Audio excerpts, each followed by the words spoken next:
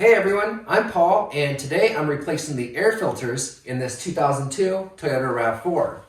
There's a filter for the engine, and there's a cabin air filter for inside the car that prevents the heater and the AC from blowing dirt in your face. Starting with the engine filter, release the two clips on the air box.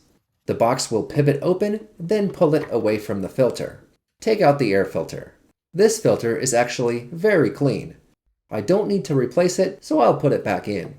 Insert the two tabs on the right side of the air box first, then pivot it closed. Close the two latches, and it's done. The cabin air filter is located behind the glove box. Push the two tabs inwards to bend them past the dashboard. Release the tabs on the cabin air filter tray and slide it out. There are a lot of leaves in here. Sometimes people don't know their car has a cabin air filter, so they leave it alone.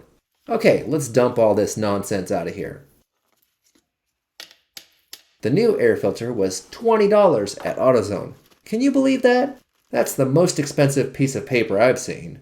Well, college degrees are more expensive, and in some cases, less useful. Now just install the air filter tray back in the car. Slam the glove box closed, and we're all done here. Replacing the air filter in this car is very easy. Now, there isn't a recommended service interval for the air filter. It really depends on if it's dirty or not. I recommend checking the engine air filter and the cabin air filter every time you change your oil, or if you've been in some really dusty conditions or you drove through the desert or something like that.